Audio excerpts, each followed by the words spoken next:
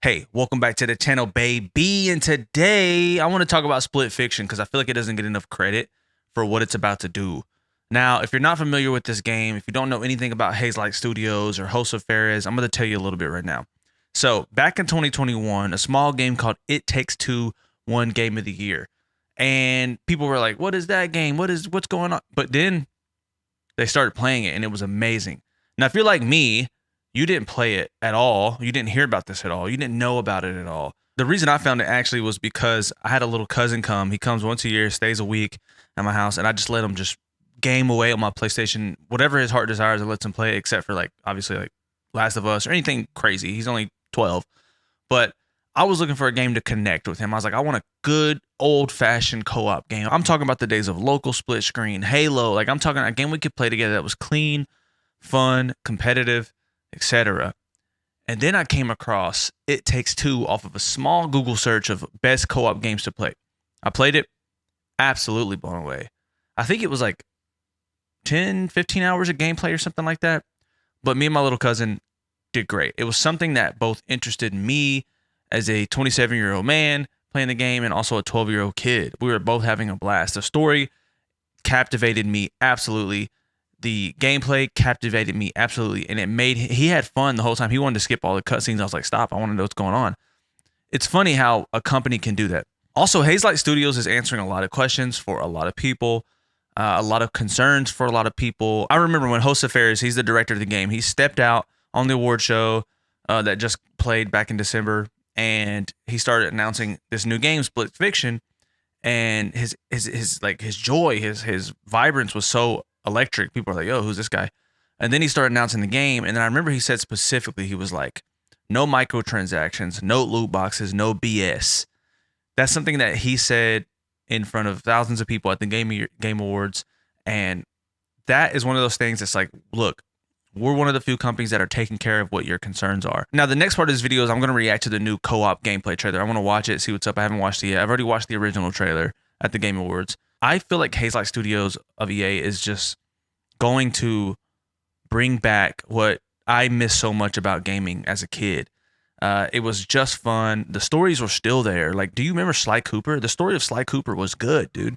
But the game was a blast. It had boss fights. It had so many cool mechanics to try out, new mechanics to try out, cool characters, quirky characters. Now, on that same note, with all their games, they do one thing in particular that really makes me happy, which is they always only make one person play the game, and then you can play with any friend you want. That's what Host of the Director claims that the studio is all about. You apparently can do that with It Takes Two. I haven't played A Way Out, but which, by the way, I haven't played because the only downfall to Hazelight is that they're in the partnership with EA, which I guess is great. It's probably their funding or something. They're publishing the game, whatever. But dude, I don't know if you know this, but like EA has a terrible login situation. Like if you, I made an EA account when I was like 10 or something years ago, just trying to play a game. I think it was like something goofy like Madden or something, and I can't log in anymore because that password, that email and password combination is lost. And apparently, like you have to jump through hoops and to only know if you can even regain your account or not. And a lot of people on Reddit I've seen are just like, yeah, I can't get back into EA. You can't reset it. So it's like, for me, I can't even play on PlayStation anymore. And EA needs to fix that. I just want to put that out there. That is terrible. Something's going on. The way that their ecosystem is set up within the login account system has completely ruined my account. I literally just can't play EA on my PlayStation because the linked PlayStation Network thing is like all janky. So I have to play on my PC, and a lot of my homies don't play on PC. So I'm still going to play. I just don't know who with yet. So the game synopsis is that you play as Mio and Zoe. These are two writers who are partnering with this huge tech company who says they can simulate their stories into real life. They're writers, so they're going to simulate their stories, make them into like this real life entertainment. But they find out through going through this process that their stories are going to get stolen and their worlds merge, and they end up having to play each other's stories to escape, etc., something like that. But yeah, the story was great in the last one, in It Takes Two. It was about a married couple going through really hard problems, and they end up getting shrunk down as little doll figures and have to go through all these like tasks throughout their house as these little guys. It was actually funny and great. And while it was a kid game, it also had like very adult themes. And so I imagine Split Fiction will have slightly different but similar concept. You know what I mean? Anyways, let's jump into this trailer. I'm going in blind. And with that being said, get your tea ready, put your headphones on, and let's get active. My God! I'm not doing this! Push the button! No!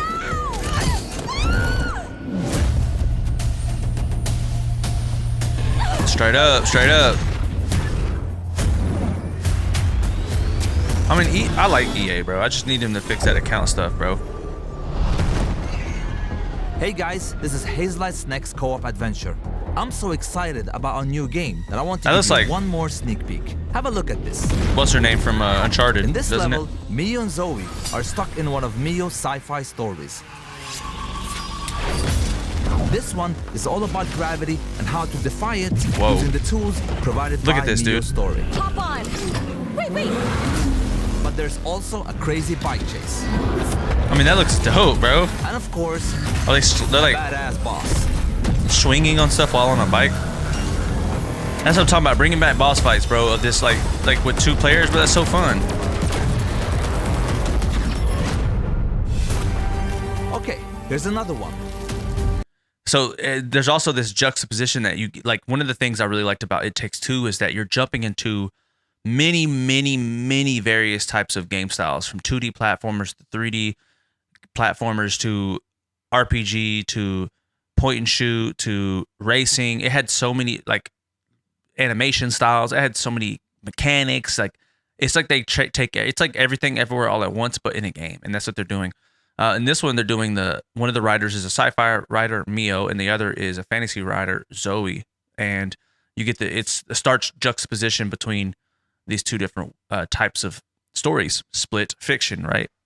Also, I heard that the 2 main characters are named after his 2 daughters, which is cool. Now they're in one of Zoe's fancy stories. I'm a fairy! Where they can shapeshift. What the?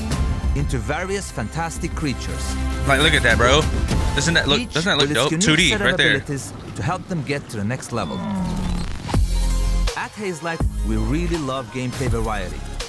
That's why we added side stories that are completely different from the main path. Side stories are found in the main levels and looks like that's a something portal. that the last one didn't have. You end up in a new world. Fascinating. Wait, hold up. Pause. Wait. I was wondering how they're going to take it to the next level. The first one was not the first one. It Takes Two was very linear.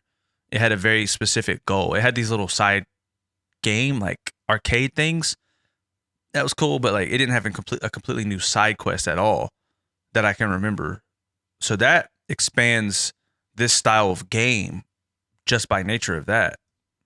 I cannot wait. That's dope. In space.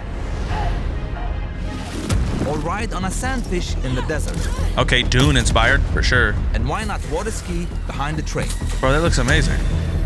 So just trust me when I say this. This is side content you don't want to miss.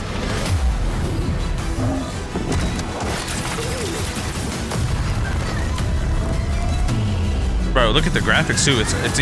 Was that Groot? I'm really rocking with the graphics.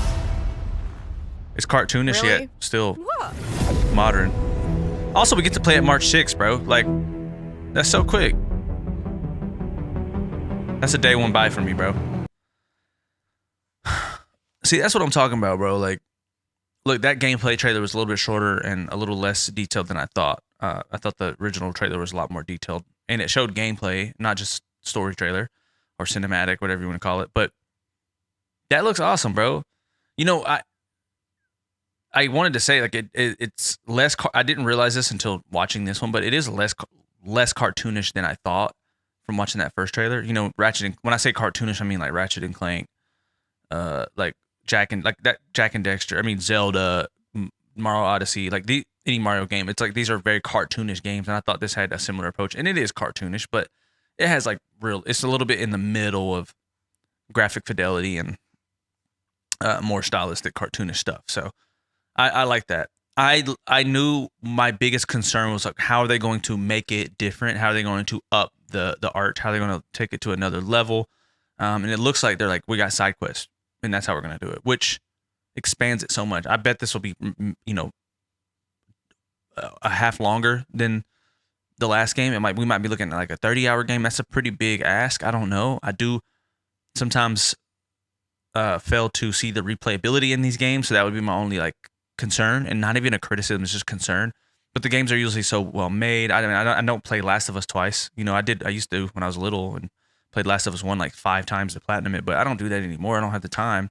I want a good experience that's long, you know what I mean, that I can breathe on and take my time with. So I hope that this one's a little bit longer than the last one. Also, I got to have a reason to just hang with the homies, bro, more often. Anyways, yo, I'm really excited, bro. I feel like Hazelight is doing something that no other gaming company is doing. They're bringing back nostalgia. They're making high quality, fun, keyword fun to play games that are so genuinely fun, and they get to the core of our like human desire for arcade-esque gameplay. You know what I mean? We started with Pac-Man, and now we got freaking, Death Stranding, which is like, I mean, is that a fun game?